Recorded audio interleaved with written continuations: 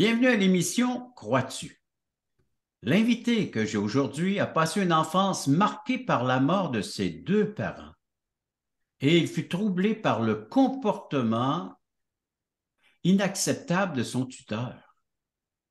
Il s'est engagé sur les chemins qui l'ont conduit à l'insatisfaction et même la détresse.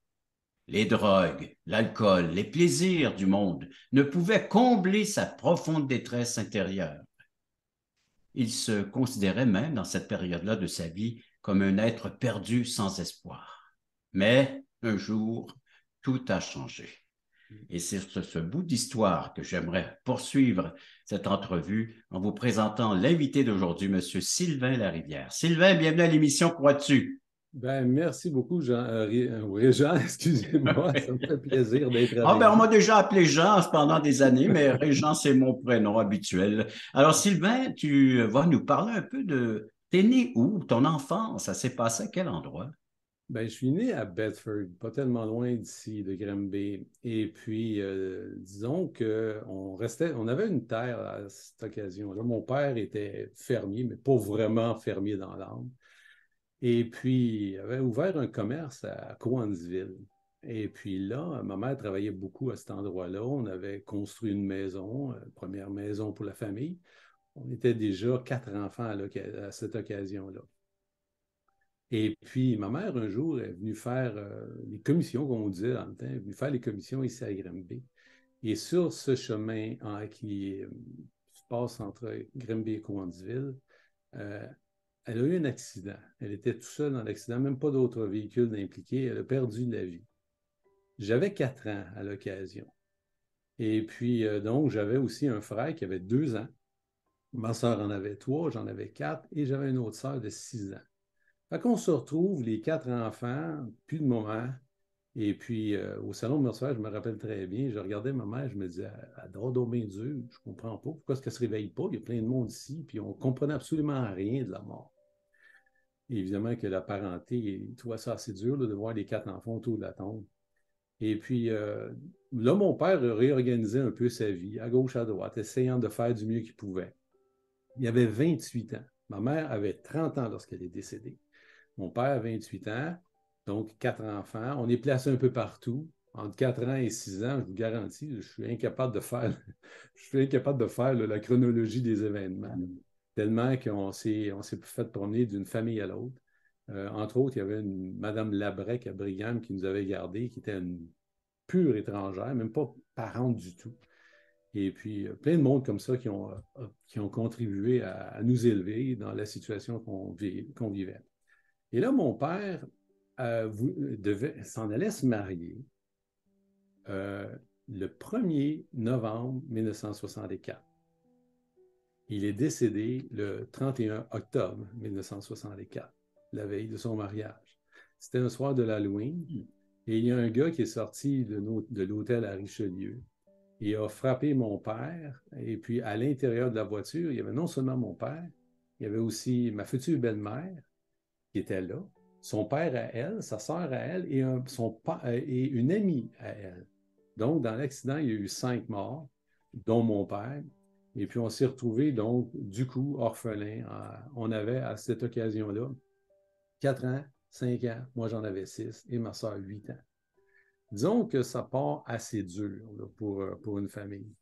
Là, évidemment, il y a eu toutes les questions de succession, les procès, les rencontres pour définir le tuteur. Il y avait même des réunions de famille assez houleuses. Et c'est ma grand-mère et son mari, mon grand-père, qui ont décidé de nous prendre en charge. Et puis là, on est arrivé, donc, dans cette famille-là, en fait, on a été adoptés par mes grands-parents. Ma grand-mère était très, très sage. Disons que je pense, au travers de tout ça, elle supportait la douleur d'avoir perdu sa fille, quand même à 30 ans, c'était pas évident. Et en même temps, elle avait beaucoup d'amour pour nous. Elle nous entourait vraiment du mieux qu'elle pouvait et elle avait 58 ans et elle avait déjà élevé ses 12 enfants et là, elle en ramasse 4 autres. Fait que ma grand-mère en a élevé 16 au total.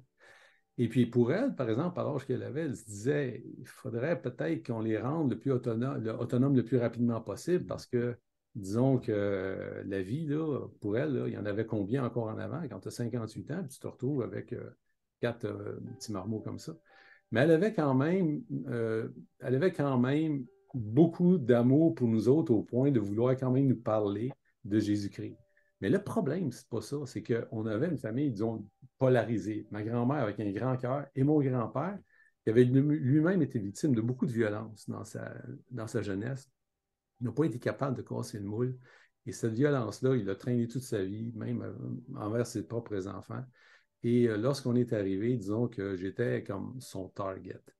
Mais ma grand-mère essayait de tempérer toutes les choses, au point qu'elle m'avait même envoyé au collège privé pour pouvoir me sortir du contexte familial et, disons, d'en subir un peu moins. Lorsque je suis revenu à mon adolescence à la maison, évidemment que la violence à l'intérieur n'avait pas cessé, mais disons que dans mon cœur, à moi, je ne comprenais pas pourquoi je devais absorber tout ça. Ça me révoltait. Déjà que j'en avais assez d'avoir subi la perte de mes parents. En plus de ça, il fallait subir tout ça.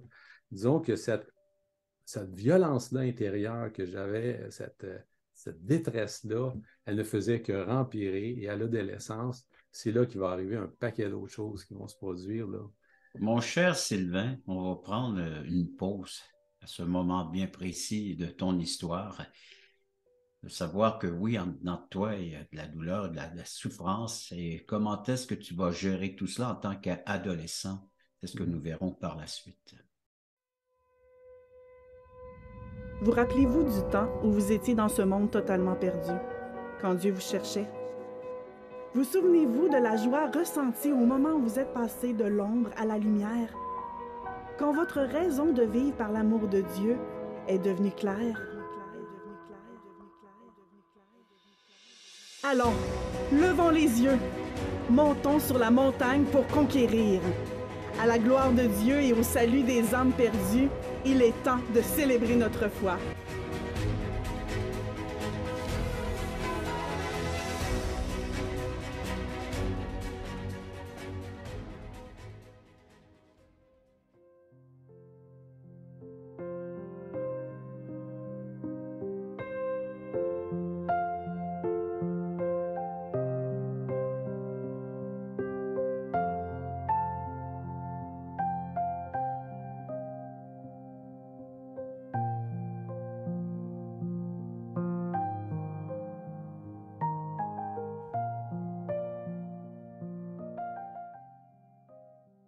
Sylvain, donc tu nous parles de cette enfance qui est triste, malheureuse, la perte de tes deux parents suite à des accidents. Et là où que tu en famille d'accueil, ben, ça va pas comme tu aurais voulu que ça fonctionne, c'est-à-dire il y a l'amour et puis le respect, ou en tout cas considérer la peine que tu as, ça semble pas être là parmi les adultes qui t'entourent. Alors là, tu rentres dans la phase de ton adolescence. Oui, sans m'en apercevoir, ce que j'avais vécu m'a amené dans un processus d'autodestruction. Fait qu'assez jeune, j'ai commencé à consommer des drogues. On disait des drogues douces, mais souvent, les drogues douces nous amènent à des drogues plus dures, puis ça n'a pas pris de temps. Que déjà, à 16 ans, il fallait que je me débrouille davantage dans la vie. À 17 ans, j'avais mon appartement, il fallait que je paye tout ça. J'avais des emplois pour me permettre d'y arriver. 18 ans, j'ai commencé ma carrière professionnelle mais cette révolte-là est toujours à l'intérieur. Et là, à un moment donné, j'étais allé suivre un cours de photographie. Et il y avait, le professeur aimait bien parler de théologie. Ma grand-mère aimait parler de théologie et lui aussi, aimait parler de théologie. Puis, il savait que je demeurais avec Carmen, ma blonde dans le temps, mais que je n'étais pas marié. Il me dit ceci, il dit, Sylvain, ce que tu fais, c'est pas correct, Dieu n'est pas d'accord avec ça. Je dis, ah ouais? Il dit, ouais, on va aller te montrer ça. Fait que je l'avais invité chez nous, et puis il arrive, puis il ouvre la grosse Bible. Puis il m'amène au verset qui dit ceci dans Ecclésiaste 12, versets 1 à 2. Jeune homme, réjouis-toi dans ta jeunesse, livre ton cœur à la joie pendant les jours de ta jeunesse, marche dans les voies de ton cœur et selon le regard de tes yeux. Mais sache que pour tout cela, Dieu t'appellera en jugement. Ouf! Là, la crainte de l'Éternel que ma grand-mère m'avait inculquée quand j'étais jeune est revenue d'un seul coup. Je me rappelle très bien, février 1980. Je me rappelle très, très bien. Et là, ce soir-là, j'ai dit à Carmen, regarde bien, Carmen, ça c'est ta chambre, ça c'est ma chambre, on va se marier, mais on fait chambre à part. Honnêtement, là, ça me saisit d'un seul coup. Là, Carmen n'en revenait pas de voir tout ce qui se passait. Là. Mais quand même, on a décidé de se marier en juillet. Mais je n'étais pas encore converti, là. J'avais juste la crainte de l'Éternel. Là, après ça, je continuais quand même à consommer un peu. Puis, à un moment donné, je me rappelle très bien, j'étais dans mon lit. Je broyais quand je regardais ma vie devant Dieu. Puis je me disais, Seigneur, si j'arrive stone comme une bine devant toi, puis c'est de même que je parle à Dieu, je dis, si j'arrive stone bien raide, tu n'as pas le choix, tu ne peux pas faire autrement, tu n'as vraiment pas le choix de m'envoyer en enfer. Puis j'en étais très conscient, j'ai dit ça à Dieu, tu n'as pas le choix, tu ne peux pas faire autrement de m'envoyer en enfer, mais je ne veux pas y aller. Mais j'ai dit, je ne comprends rien à ce que ma grand-mère me disait. Ma grand-mère m'a toujours dit que Jésus-Christ est mort pour mes péchés, mais je ne comprends rien à ça. Faire quelque chose, j'en peux plus, moi, je ne suis plus capable. J'avais carrément abandonné là, mon sort à Dieu. Et c'est là que Dieu a fait des choses assez particulières parce que là où je travaillais, il m'a envoyé dans le camion du seul gars qui connaissait la ville. En fait, il y en avait deux, mais lui, il en parlait plus. Et puis, normalement, tu t'en vas pas là sans passer par un autre département, mais j'étais envoyé dans ce département-là, dans son camion. Et là, lui, il me parlait de la ville. Mais moi, je le stinais. J'ai dit, voyons donc, moi, j'ai un arrière-plan religieux. J'ai dit, voyons, je ne peux pas croire que je vais changer de religion, de qu'est-ce que tu me parles. Mais il n'arrêtait pas de me citer des versets clés, là, des versets qui m'impactaient. Et la parole de Dieu faisait son effet. Puis là, je l'ostinais, mais il m'avait dit ceci. Si tu continues à lire dans la parole de Dieu, tu vas en venir en contradiction avec tes propres croyances. Je lui ai répondu du tac au tac, jamais ça va arriver. Ça n'a pas pris de temps. J'arrivais chez nous, j'ouvrais ma Bible, je commençais à chercher des arguments pour le contredire. Mais ça, là, la Bible a dit, hein, si tu mets ton nez dedans, tu vas avoir des grandes surprises. Fait que plus je lisais, plus je trouvais, plus je voyais qu'il avait raison. Et à un moment donné, et je me rappelle très bien, à un moment donné, là, on est à Knowlton, exactement dans une courbe très précise, dans un poteau de téléphone, sur un câble téléphonique, parce que c'était ma job, j'étais technicien en télécommunication. Je me rappelle très bien qu'à ce moment-là, il faisait même très beau dans le ciel. J'étais en train de travailler en haut de mon échelle quand tout à coup, tout est devenu clair dans ce que j'avais lu.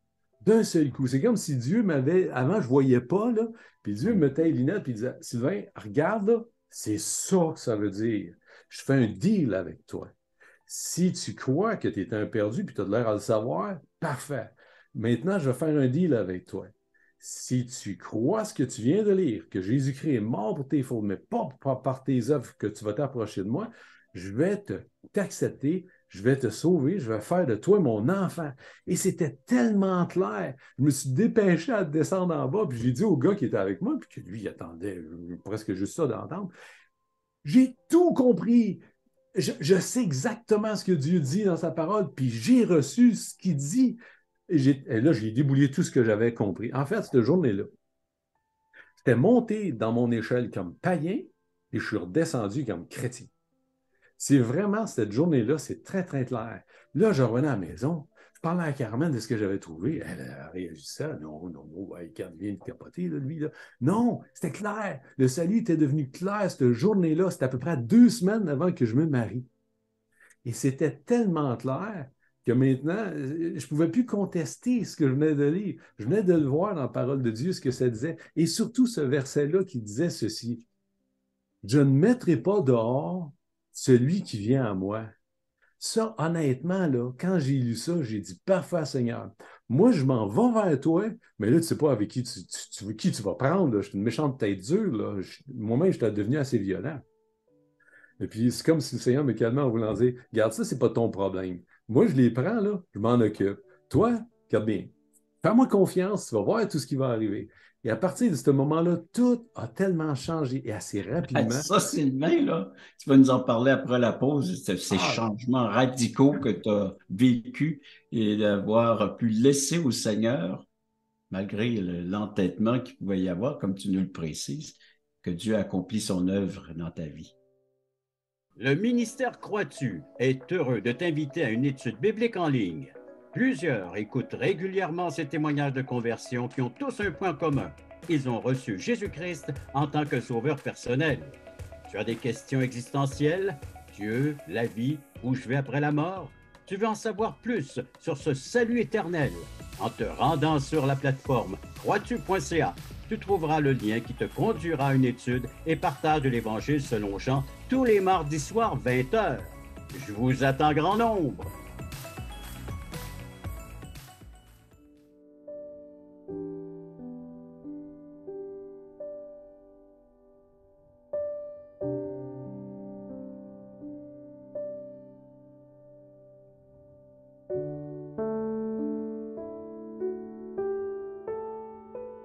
Sylvain, donc, tu montes dans le poteau avec, en tant que une personne qui est troublée, et tu redescends, et maintenant tu es libéré. Il s'est passé de quoi entre la montée et la descente?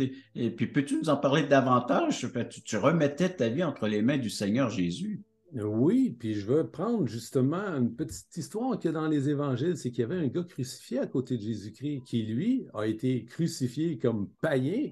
Et quand ils l'ont décloué, c'était un chrétien qui l'ont décloué parce que le Seigneur, il s'était tourné au Seigneur et il lui avait justement demandé que lorsqu'il serait dans son paradis, justement, de penser à lui. Et c'était une promesse du Seigneur lorsqu'il a dit, qui était justement pour être avec lui dans son paradis. Mais ce gars-là, il était cloué comme païen, mais décloué comme chrétien. Oui, Et comme en avoir fait, commis des crimes, un brigand, un criminel. ben oui, ben en fait, il nous représente tous. On est tous Voilà. exactement la même chose que ça. Mais honnêtement, après ça, la vie, c'était tout un changement. Et la première chose, c'était de témoigner. Je témoignais à Carmen. Et Carmen, évidemment, elle était bien contente de voir que je n'étais plus le même Sylvain, mais elle ne se sentait pas nécessairement concernée. Et elle faisait un peu la même chose. Elle allait lire dans les Écritures pour voir si c'était vrai tout ça, ce que je lui disais. Et un jour, j'étais arrivé à la maison et puis elle avait une grosse Bible d'ouverte, la grosse Bible, puis elle dit, Sylvain, j'ai tout compris, regarde ce qui est écrit. Moi, j'étais assez impressionné de voir comment le Seigneur avait travaillé, mais il faut dire que j'avais demandé au Seigneur une chose avant. J'avais demandé au Seigneur, j'ai dit, Seigneur, moi, je suis un jeune chrétien. Là. Je veux te suivre, je veux te servir, je veux être avec toi, je veux marcher pour toi. Mais il y a un problème. Et en fait, tu as un problème. Et ton problème, il s'appelle Carmen. Fait qu'arrange-toi avec, c'est ton problème. C'est plus mon problème. Il faut que tu fasses de quoi avec. Parce que moi, je veux te suivre, puis je sais que tu ne veux pas qu'on se sépare. On est des nouveaux mariés. Mais le Seigneur a été tellement bon, il a été fidèle. La première personne que j'ai vue vraiment venir à Christ, c'était Carmen.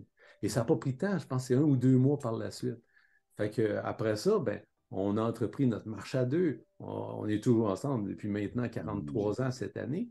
Et puis, on a eu 2 enfants, mais honnêtement, on peut voir que le Seigneur a changé la personne rebelle, méchante que j'étais pour au moins être celle que je suis. Puis mes camarades de travail ne comprenaient rien de ce qui changeait dans ma vie à ce point.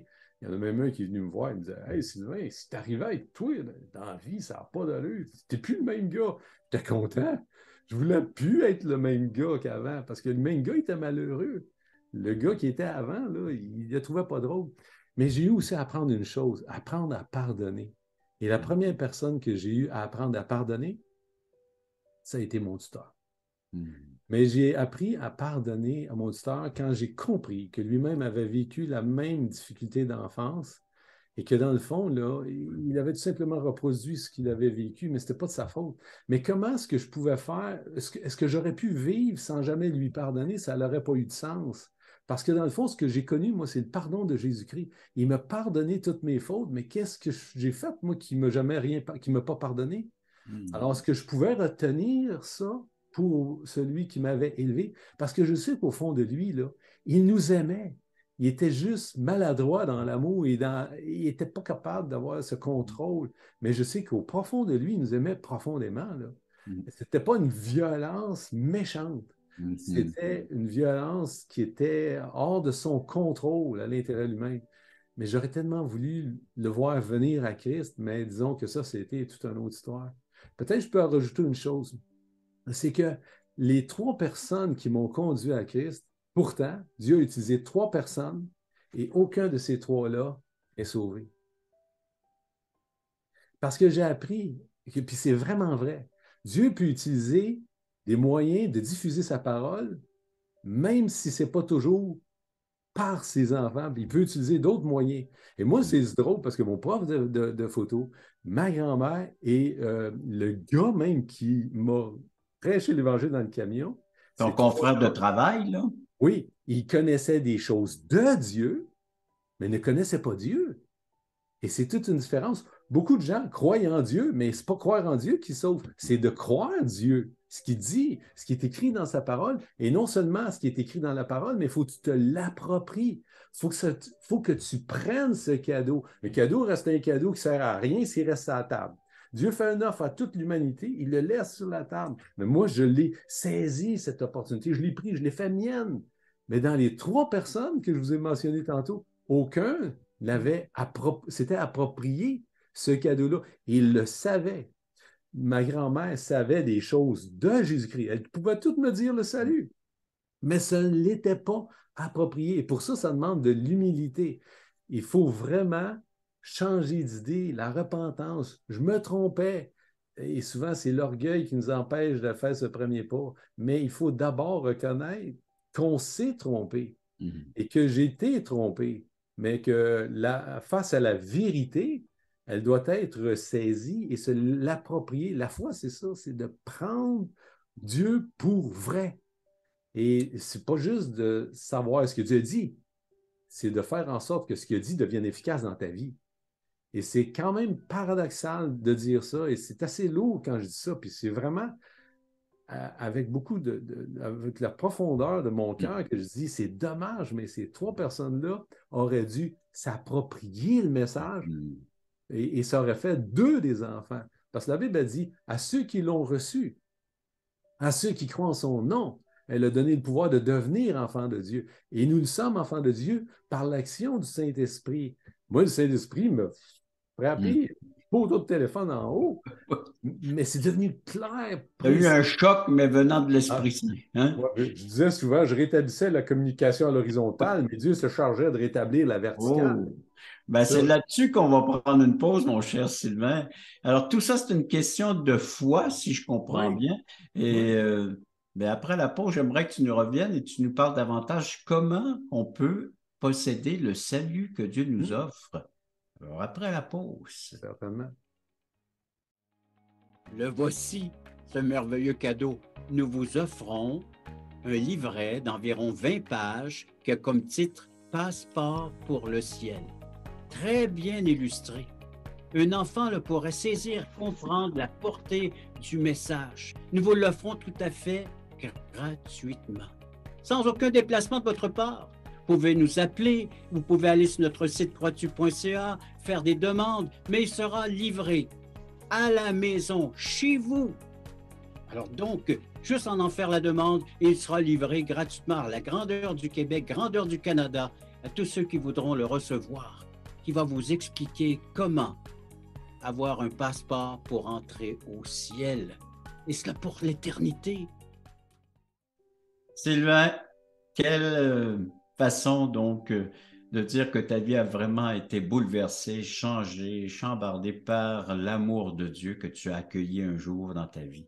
J'aimerais que tu puisses nous aider, nous, à bénéficier de ce même don que Dieu t'a offert un jour, qui nous offre aujourd'hui. Oui, puis il l'offre à tout le monde. Dans le fond, Dieu offre ce salut à tout le monde que je me disais tantôt. Et ce cadeau-là, il est disponible à tout le monde, même à ceux qui nous écoutent présentement. Et de toute façon, s'ils entendent ces paroles, s'ils entendent ou s'ils ont ne serait-ce que juste la curiosité d'aller lire dans les Écritures, je vous le garantis, elle ne reste pas sans effet. Donc, si les gens, juste par curiosité, allez voir les versets qu'on vous présente, allez lire la littérature qui vous est offerte. Et là, vous allez trouver des versets qui vont vous réjouir le cœur. Parce que la parole de Dieu est très claire. Elle dit que Dieu nous a tellement aimés qu'il a donné ce qu'il avait de plus cher à son cœur, qu'il a donné son Fils, afin que si on croit en lui, si on croit, cette parole-là qui nous est offerte, c'est celle-là. Dieu nous a donné son Fils. Et si on croit en lui, il nous donne la vie éternelle. Mais cette vie éternelle, elle est en son Fils. Et j'ai eu dans ma vie à, premièrement, reconnaître que j'étais un pécheur perdu. Et puis, on est tous des pécheurs perdus. Tous ont péché, nous dit l'Épître aux Romains. Ils sont privés de la gloire de Dieu. Mais le beau de l'histoire, la belle affaire de l'histoire, c'est que Dieu a justement décidé de gratuitement nous justifier par Jésus-Christ. Il a payé pour mes fautes, il a payé pour vos fautes. Et si vous vous humiliez devant Dieu, si vous avez ne serait-ce que la crainte de Dieu, du moins, je vous invite à vous retrouver devant Dieu, comme je l'ai fait un soir dans mon lit, et reconnaître que parce qu'on est pécheur, Dieu n'a pas le choix. On est tout obligé d'aller en jugement et on est perdu. Mais il nous offre son salut. Si vous acceptez la grâce de Dieu qui vous est offerte, si vous le prenez, si vous l'appropriez, c'est certain, il va combler votre cœur, il va répondre à votre appel. Deux choses sont importantes. Repentance, il faut changer d'idée. Il faut changer d'idée. Je me pense juste, je me pense bon, mais ça ne donne rien. Et deuxième chose, c'est que si je vois que en changeant d'idée, que je suis dans le mauvais chemin, je dois changer de direction. C'est ce qu'on appelle la conversion. Donc, allez à Dieu. Arrêtez de marcher contre lui. Si vous entendez son appel, si vous entendez sa voix, gardez pas un cœur dur. Venez à lui, tournez votre cœur vers l'Éternel et je vous garantis, l'Éternel, notre Dieu, notre bon Papa du ciel, il veut vous rencontrer. Il veut vous avoir avec lui. C'est gratuit. À vous de décider. Comme j'ai eu à le faire, il y a de ça maintenant. Sylvain, quelle belle invitation que tu viens de faire à nos téléspectateurs et j'espère qu'ils vont bénéficier de cette offre qui vient non seulement de toi, mais de Dieu, et Dieu qui a donné son Fils afin de sauver le pécheur. Et s'il y a des gens qui se questionnent, qui voudraient en savoir davantage, écrivez-nous, crois-tu.ca, venez nous visiter, ça nous ferait plaisir de correspondre avec vous. Ou appelez-nous, le numéro de téléphone, vous l'avez à l'écran, ou allez visiter, vous allez retrouver tous ces détails-là, comment nous rejoindre. Alors, d'une façon assez facile et c'est gratuit. Il y a des études bibliques les mardis soirs à 19h, le Nouveau-Brunswick 20h, donc en direct en plus. Et le samedi à 9h30, tu as participé toi-même, Sylvain, on donne notre témoignage de conversion en direct, alors sur la plateforme crois-tu.ca. Et puis, on peut recevoir également de la littérature, toujours offerte gratuitement, entre autres le Passeport pour le ciel. Alors, c'est une invitation donc à venir vous joindre à nous, comme ça, sur la plateforme crois-tu.ca. Merci encore une fois, Sylvain. Plaisir. Et je remercie nos téléspectateurs d'avoir été à l'écoute de cette autre émission, Crois-tu.